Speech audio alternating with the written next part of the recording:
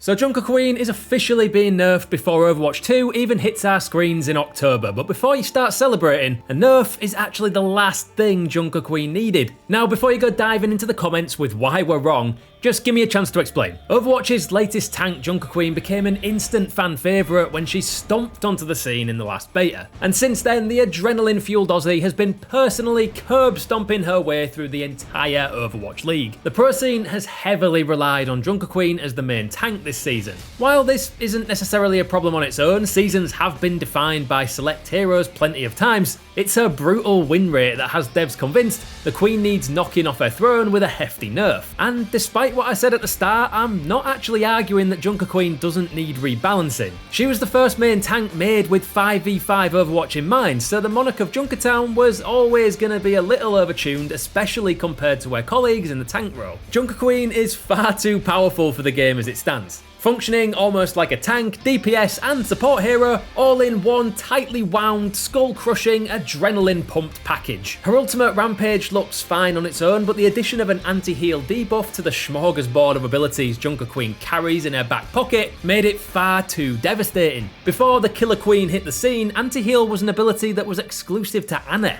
a support hero. Add to that her outrageous damage output, especially at short range with her shotgun and blade, the fact she can cause bleed damage, and she has range thanks to her ability to throw her blade across the map, and she's a potent damage dealer on top of her ability to tank. And she can self-heal and heal nearby allies using Command and Shout, which as an added middle finger to everyone on the other team boosts her movement speed so she can really go to Junkertown and score those team kills. So, if the pros think she's too powerful, and the casual players in the beta think she's too powerful, and even the people who created her think she's too powerful, you may justifiably ask why I don't think she deserves a nerf. And ultimately, it's because game balance doesn't always have to be about taking power away. Overwatch 2's switch to 5v5 has already taken away a tank slot, arguably making the role more important than any other. Lone tanks have to be able to stand on their own and actually tank when their team is down, so why not let them? They're supposed to be powerful, and they're supposed to be the focal point of their team, so why take power away from Junker Queen when you could juice up her rivals instead?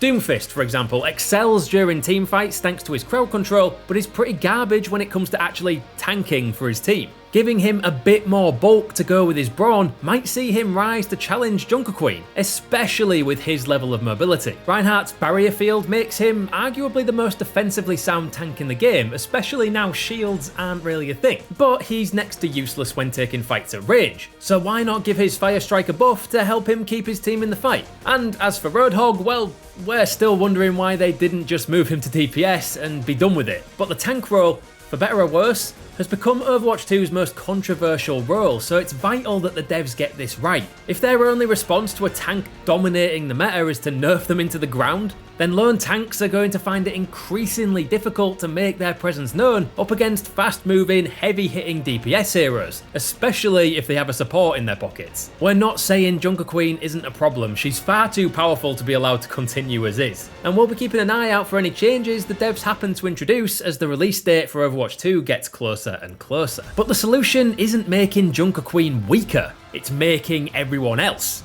stronger. What about you? Do you think Junker Queen deserves to be dethroned and nerfed back to Junkertown? Or are you with us and reckon every tank deserves a power boost to compete? Let us know your thoughts down in the comments. Don't forget to smash the like button if you've enjoyed the vid, and subscribe for more adrenaline fueled content like this. Thanks for watching, and I'll see you in the Junkertown arena.